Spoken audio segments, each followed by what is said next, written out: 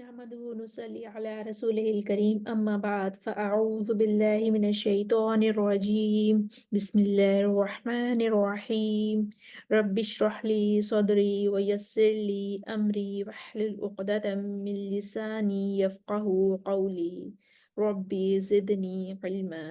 اللهم فقهنا في الدين آمين يا رب العالمين۔ آج ہم تجوید کا لیسن نمبر 3 پڑھیں گے اور اس میں ہم لحن کو دیکھیں گے کہ لحن کیا چیز ہوتی ہے۔ لحن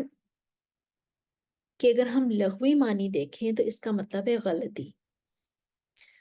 اور اگر ہم اس کے اصطلاحی معنی دیکھیں تو اس قرآنی حروف کو قواعد تجوید کے خلاف اور غلط پڑھنا۔ لحن کی اقسام، لحن کی 2 اقسام ہیں، ایک تو لحن جلی ہوتا ہے اور دوسرا لحن خفی ہوتا ہے۔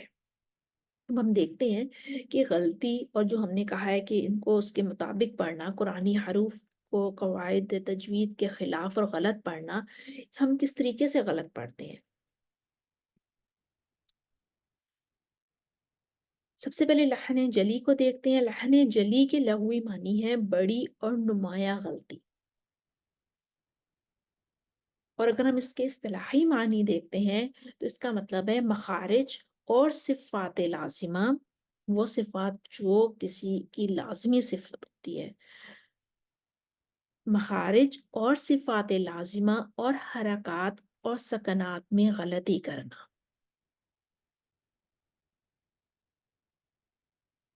اگر ان کو جان کر غلط پڑھا جائے، یا یہ کہ کوئی سیکھنے کی صلاحیت کے باوجود نہ سیکھے اور یہ غلط ادائیگی کرتا جائے تو گناہ کا مرتکب ہوگا۔ یعنی کہ ان کو جان کر غلط پڑھنا، اب جان کر غلط پڑھنے والے تو بہت کم ہوں گے، کہ پتہ ہے اور وہ ضد میں غلط پڑھ رہے ہیں، ایسے تو کوئی مسلمان نہیں کرتا الا ماشاء اللہ۔ اور یہ ہے کہ اگر کوئی سیکھنے کی صلاحیت کے باوجود نہ سیکھے، اب یہ چیز جو ہے یہ قابل غور ہے کہ سیکھنے کی صلاحیت کے باوجود نہ سیکھ سکے، نہ سیکھے اور یہ غلط ادائیگی کرتا جائے تو گناہ کا مرتکب ہوتا ہے۔ ہم دیکھیں، ہم دنیا کی تعلیم لینے کی صلاحیت تو رکھتے ہیں، اور ہم نے ماشاءاللہ بہت اچھی تعلیم حاصل کر چکے ہیں اور اپنی اس تعلیم کے زور پہ برسر روزگار بھی ہیں، اور اس کا مطلب ہے صلاحیت ہے، ہمیں کوئی نئی چیز سیکھنے کی صلاحیت ہے، ہم سیکھ سکتے ہیں،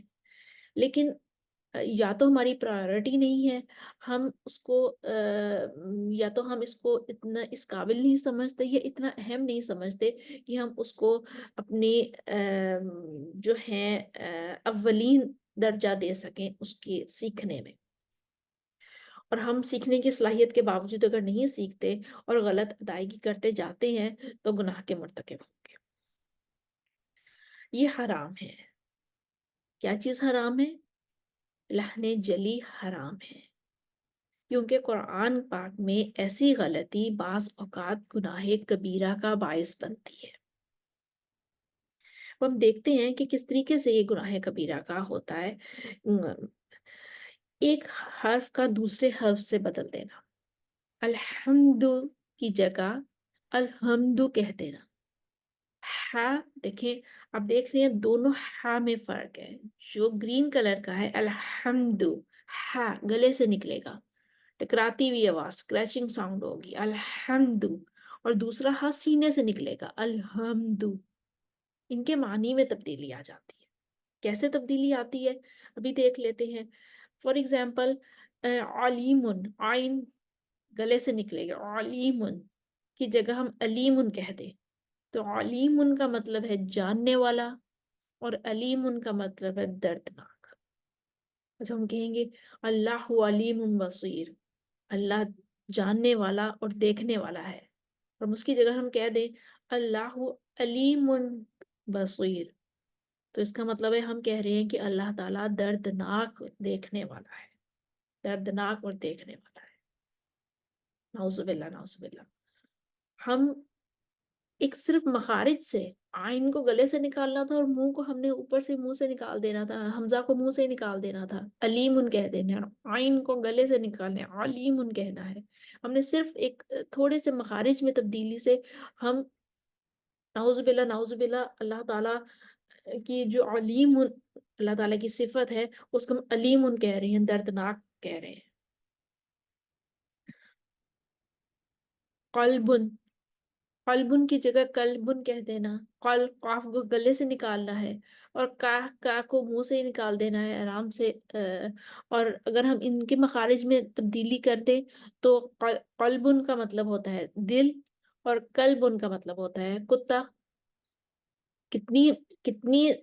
معنی میں کتنی تبدیلی آ گئی۔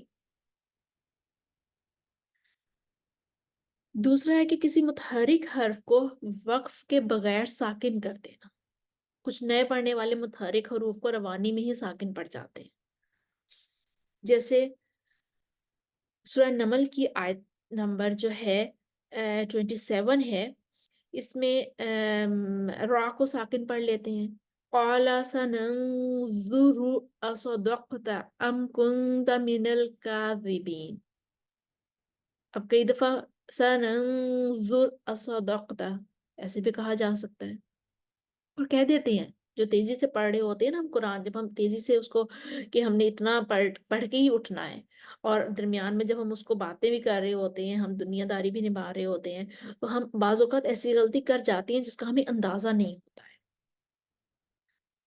جیسے سورہ صافات کی جو آیت نمبر 102 ہے، اس میں را کو ساکن کر دینا، ما تؤمر ستجدنی، اس کو ہم کہہ دیں ما تؤمر ستجدنی، ہو سکتا ہے کبھی بھی ہم کہہ سکتے ہیں۔ کچھ تو ہے کہ ہماری مخارج کی غلطیاں ہو جاتی ہیں، کچھ صفات کی غلطیاں ہو جاتی ہیں، کچھ حرکات کی غلطیاں ہو جاتی ہیں، ہم حرکات کو آگے پیچھے کر دیتے ہیں، کسی ساکن حرف کو متحرک کر دیتے ہیں۔ انعمتا، آئین نون کا مخرج زبان آپ کی دیکھیں کدھر ہے، انعمتا، آئین کو مخرج سے نکالتے ہوئے نون کو متحرک کر دیا، انعمتا کہہ دی، انعمتا، نے جو مخرج جہاں سے اس کو اپنے منہ کو ٹھہرانا ہے، زبان کو وہاں پہ ٹھہرانا ہے اس مخرج پر، اگر وہ ساکن ہے تو۔ الرحمن، را موٹی ہے، ہا کو گلے سے نکالنا ہے، اب را کو موٹا کرتے کرتے ہا کو بھی موٹا کر دیا، الرحمن کہہ دیا موٹی سی آواز پہ، الرحمن۔ تو الرحمن اللہ تعالیٰ کی صفت ہے نا الرحمن، بہت رحیم ہے اللہ سبحانہ و تعالیٰ۔ اب اگر ہم اللہ تعالیٰ کا نام ہی صحیح پروناؤنس نہیں کر پا رہے ہیں، اللہ تعالیٰ کا نام ہی صحیح نہیں لے پا رہے ہیں، تو کتنی زیادہ یہ ہمارے لیے افسوس کا مقام ہے۔ اب ہمارا ہی کوئی نام غلط لے لے، ہمارا کوئی نام غلط سپیل کر دے، یا ہمارا کوئی نام غلط طریقے سے پروناؤنس کرے، تو ہم کہتے ہیں میرے نام کا مذاق اڑا رہا ہے۔ بے شک وہ کوشش کے باوجود اس کو صحیح پروناؤنس نہ کر پا رہا ہو، لیکن ہم کہتے ہیں کہ جو میرا نام ہے، جو ہمارا گیون نیم ہے، ہمارا اس طریقے سے ہم لیتے ہیں، اسی طریقے سے ادائیگی اس کی ہونی چاہیے۔ تو جب اللہ تعالیٰ کے نام کے ساتھ ہم اس طرح کا مذاق کہیں گے، یا اس طرح کے ہم اس کو صحیح ادائیگی نہیں کریں گے، تو کتنی بڑی یہ ہمارے پارٹ پہ یہ کوتاہی ہو جائے گی۔ اب قرآن پڑھتے پڑھتے کسی حرکت کو اتنا لمبا کر دینا کہ وہ مد ہی بن جائے، جیسے ثم، اس پہ بہت زیادہ غلطی کرتی ہے، اسپیشل نئے سیکھنے والے جو ہوتے ہیں وہ تو اس پہ بہت زیادہ غلطی کرتے ہیں۔ ثم، اس پہ کہیں بھی کچھ بھی نہیں ہے، کہیں مد نہیں ہے، میم مشدد لازمی غنہ ہوتا ہے، ہم نے پڑھنا ہے ثم، لیکن جب ہم میم کو مشدد کرتے کرتے ہم کئی دفعہ ثم کہہ دیتے ہیں، واو لگا دیتے ہیں ساتھ میں، اور کئی دفعہ ماں کو اتنا لمبا کر دیتے ہیں کہ ثم بن جاتا ہے، ہم اپنی طرف سے اس کو تجوید کے ساتھ پڑھنے کی کوشش کر رہے ہوتے ہیں، اور ہم اس کو بلا وجہ ہی لمبا کر دیتے ہیں۔ نعبدو کو ہم بعض اوقات نعبدو پڑھ لیتے ہیں، اپنی طرف سے ہم ٹھہر ٹھہر کے پڑھ رہے ہوتے ہیں، لیکن نعبدو پڑھ لیتے ہیں، نعبدو۔ اب اس میں دیکھیں ہم نماز میں یہ پڑھتے ہیں ایاک نعبدو، ہم اللہ تعالیٰ تیری ہی عبادت کرتے ہیں، اور جب ہم کہہ دیں کہ نعبدو تو ہم تم سب کی عبادت کرتے ہیں، تو ہم کھڑے کھڑے ہم نے شرک کر دیا۔ یہاں پہ اللہ تعالیٰ کی ایک کی عبادت کرنے کا ہم کہہ رہے ہیں، اور ہم نعبدو کہہ کر تو ہم کہتے ہیں ہم تیری سب اللہ، ہم تو سب کی عبادت کرتے ہیں، دال کو لمبا کر دیا ہم نے۔ مد موجود ہو اور اس کو نہ کھینچا جائے، یعنی خود سے ہی مد کو ختم کر دیا، جیسے ربی موسیٰ و ہارون، موسیٰ کے الف کو خود سے ہی ختم کر دیا اور موسیٰ کہہ دیا، جیسے ہم اردو میں موسیٰ نام ہے، ہم موسیٰ تو نہیں کہتے نا، لیکن قرآن پڑھنے کا اور عربی پڑھنے کا ایک اپنا ہی طریقہ ہوتا ہے، ہم اس پہ موسیٰ نہیں کہہ سکتے، ربی موسیٰ و ہارون نہیں کہہ سکتے، ربی موسیٰ و ہارون ایسے کہیں گے۔ ایاکا، یا پہ کہ الف کو خود سے ہی ختم کر دینا، ایا کا کہہ دینا، ہم اکثر جب ہم الحمدللہ نماز میں پڑھ رہے ہوتے ہیں، ایا کا نعبد و ایا کا نستعین ہم کہہ دیتے ہیں، جب تیزی سے ہم پڑھ رہے ہوتے ہیں، ہمیں بہت کوئی جلدی ہوتی ہے پڑھنے کی، یا ویسے بھی ہماری زبان پہ ایسے چڑھا ہوتا ہے تو ہم ایا کا کہہ دیتے ہیں، وہ ایا کا ہے، ایا کا نعبد و ایا کا نستعین، ہم پڑھ دیتے ہیں ایا کا نعبد و ایا کا نستعین، ہم نے نعبدو پر بھی غلطی کر دی اور ایا کا بھی غلطی کر دی، یہ انجانے کی غلطیاں ہوتی ہیں۔ حرکات اور سکنات کو ایک دوسرے کی جگہ پڑھ دینا، انعمتا کی جگہ انعمتو پڑھ دینا، الرضاع کی جگہ الرضاع پڑھ دینا، اسی طریقے سے اہدینا کو اہدینا پڑھ دینا، صدقنا کی جگہ صدقنا پڑھ دینا،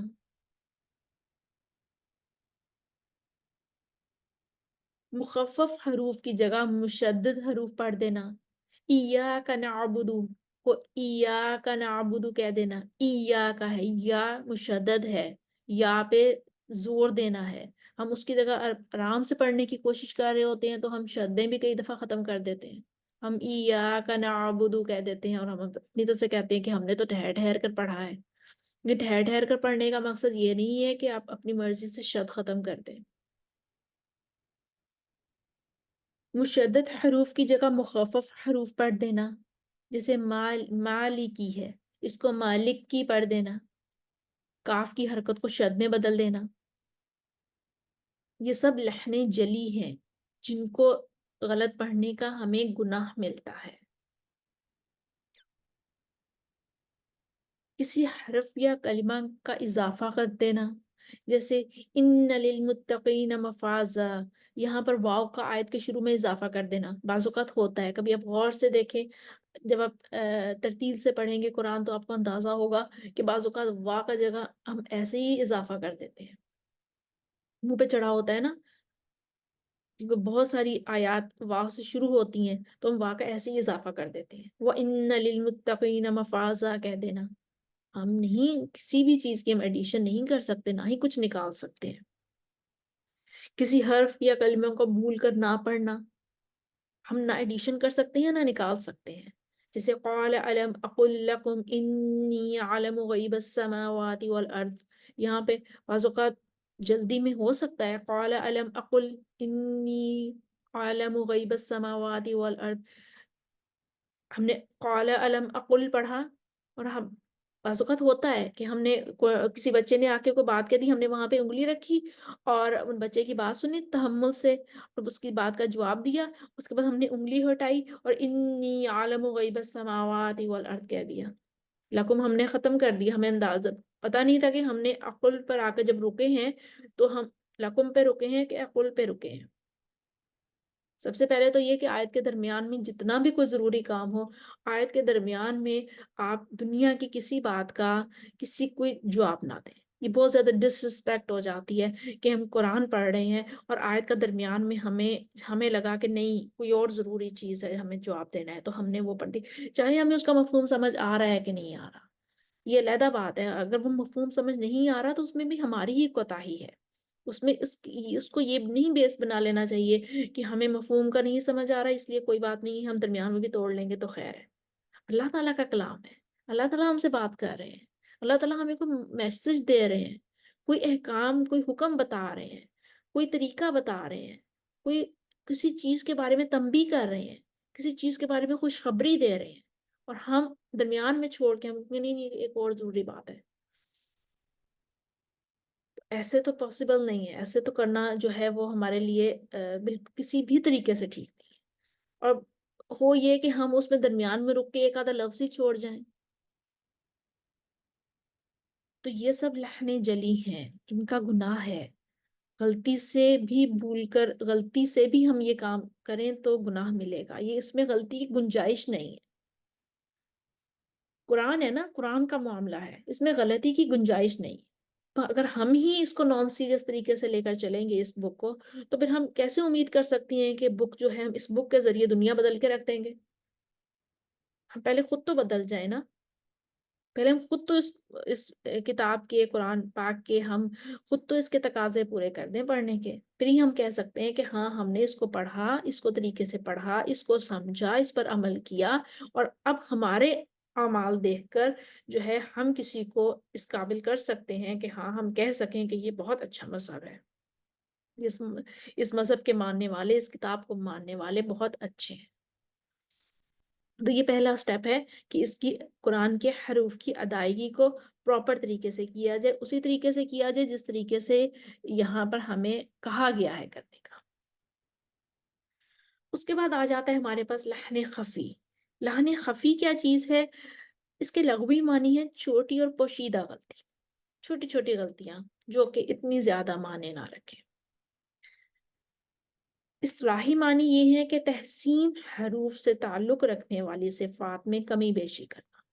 وہ کیا ہے؟ ترقیق، تفخیم، اخفا، ادغام، اقلاب، مدود فریہ کو غلط ادا کرنا، یعنی کہ اخفا کرنا ہے، کہیں پہ ترقیق کرنی ہے، را کو جو ہے وہ آپ نے باریک پڑھنا ہے، یا کہیں آپ نے کسی بھی حرف کی باریک ادائیگی کرنی ہے، یا تفخیم کرنی ہے، اس کو موٹا پڑھنا ہے، اقلاب کرنا ہے۔ اس طرح کی کوئی غلطیاں، چھوٹی موٹی جو غلطیاں ہوتی ہیں، جو ہماری آپ کہہ لیں کہ ٹون میں غلطی آ جائے، ٹھیک ہے نا؟ اب بہت سارے لوگ ہوتے ہیں جو کہ دل کے بہت اچھے ہوتے ہیں، بہت اچھے ہوتے ہیں، لیکن وہ جب بات کرتے ہیں تو لگتا ہے کہ وہ غصے میں ہے، لیکن وہ کہتے ہیں ہم نہیں غصے میں، ہم دل کے بہت، ان کے دل میں بھی کچھ نہیں ہوتا، لیکن وہ ان کا بات کرنے کا سٹائل کچھ اس طریقے کا ہوتا ہے کہ وہ ان کی ٹون جو ہوتی ہے وہ بعض اوقات اس طرح کی ہوتی ہے کہ وہ غصہ نظر آ رہا ہوتا ہے۔ تو اس طرح کی ٹون نہیں بدل سکتا انسان، آپ کے جو پڑھنے کی ہے وہ، اب دیکھیں گے کچھ قرآن حضرات ہوتے ہیں جن کی تلاوت دل میں اتر جاتی ہے، اور کچھ کچھ قرآن حضرات ہوتے ہیں کہ انسان کی اس طریقے سے اپیل نہیں کر پاتے، اٹینشن اگلے کی اتنا نہیں لے پاتے ہیں، تو وہ ان کی ٹون میں ڈفرینس ہوتا ہے۔ اب وہ چیز، وہ ان کا جو معاملہ ہے وہ اس کو گناہ کبیرہ نہیں ہم کہہ سکتے، یہ غلطی بہت ہو گئی ہے تو اس میں ہم ٹون کے جو اتار چڑھاؤ جو ہوگا وہ اس سے ان کے کوئی بڑے گناہ کے وہ مرتکب ہو جائیں گے یا ہم ہو جائیں گے، نہیں، وہ ہر کسی کے اپنی ہوتا ہے، جیسے آپ کے بات کرنے کا انداز، کہ آپ کی دوست کے بات کرنے کا انداز ڈفرینٹ ہو سکتا ہے، لہجہ فرق ہو سکتا ہے، یہ سب لہجے اور جو ٹونز ہوتی ہیں آواز کی، یہ فرق ہو سکتی ہیں، اور یہ لحن خفی میں آ جاتا ہے۔ اس کو ہم بڑی غلطی نہیں کہیں گے، گناہ کبیرہ نہیں کہیں گے، گناہ میں نہیں، یہ گناہ میں نہیں شامل ہوگا۔ لحن خفی کا حکم، لحن خفی مکروہ ہے، لیکن اس سے بچنا بھی ضروری ہے تاکہ تلاوت قرآن کی عبادت کو کامل صحت کے ساتھ بچا لایا جائے۔ لیکن اس کا مطلب یہ نہیں ہے کہ اگر لحن خفی جو ہے وہ گناہ نہیں بن رہا، مکروہ ہے، اور اس سے بچیں نہ بچیں کوئی بات نہیں ہے، یہ تلاوت کا حسن ہوتا ہے، ٹھیک ہے نا؟ اب یہ کہ یہ والی جو چیزیں ہیں ان میں کوئی بھی ترکیب، تفخیم، اخفا، ادغام، اقلاب، قرآن حضرات جو ہیں اس میں کہیں بھی آپ کو اوپر نیچے ہوتے نظر نہیں آئیں گے۔ ہاں مت ہے،